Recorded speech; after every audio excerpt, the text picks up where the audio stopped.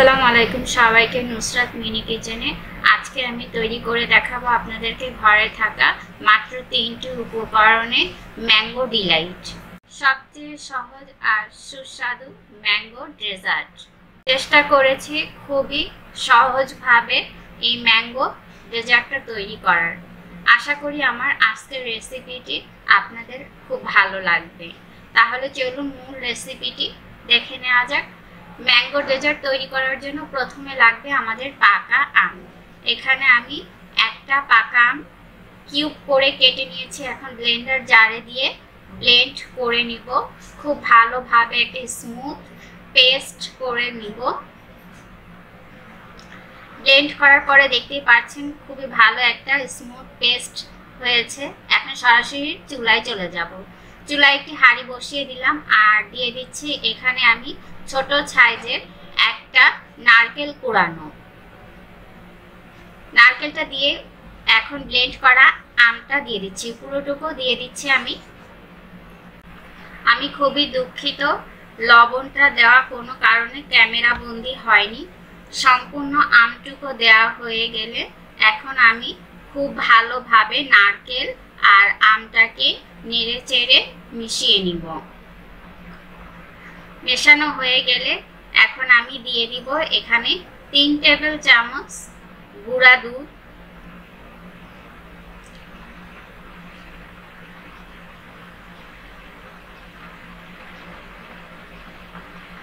গুঁড়া দুধটা আবারও পরে লাগবে, তখন আবার ব্যবহার করব। এখন আমি 3 টেবিল চামচ গুঁড়া দুধ দিয়ে খুব ভালোভাবে মিশিয়ে নিচ্ছি। মেশানো হয়ে গেলে এখন এখানে আমি দিয়ে দিব হাফ কাপ কনডেন্স মিল্ক। আর এতে খুব বেশি একটা মিষ্টি হবে না, তবে আপনারা আপনাদের টেস্ট অনুযায়ী মিষ্টিটা বাড়িয়ে কমিয়ে নেবেন। এখন সবকিছু একত্রে খুব ভালো করে আবারও মিশিয়ে নিব। আস্তে আস্তে নাড়তে নাড়তে এটা আঠালো ভাব হয়ে যাবে। এখন আমি আরও 3 টেবিল চামচ গুঁড়া দুধ দিয়ে দিব, অর্থাৎ হাফ কাপ গুঁড়া দুধ লাগছে এখানে। গুঁড়া দুধ দেওয়ার কারণে টেস্টটা দ্বিগুণ বেড়ে যাবে, অনেকটা নারকেল নাড়ুর মতো, তবে টেস্টটা একদমই ভিন্ন। এখন গুঁড়া দুধ দেওয়ার পরে সবকিছু একত্রে আবারও আমি ভালো করে নেড়ে চেড়ে মিশিয়ে নিব। আর খেয়াল রাখতে হবে নিচ থেকে যাতে পোড়া লেগে না যায়, তাই অনবরত এটাকে নেড়ে চেড়ে রান্না করতে হবে। এখন আমি দিয়ে দিব এখানে 2 টেবিল চামচ ঘি। এই পর্যায়ে ঘিটা দিলে খুব সুন্দর একটা ফ্লেভার আসে।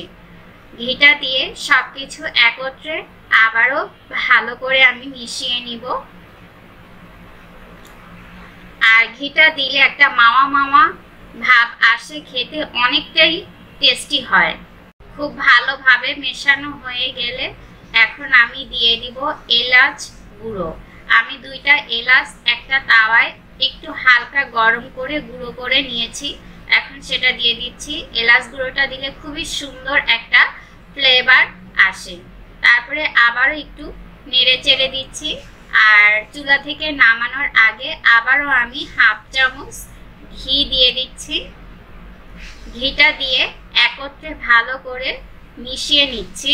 নামানোর আগে ঘিটা দিলে স্ট্রংলি একটা ঘ্রাণ আসে।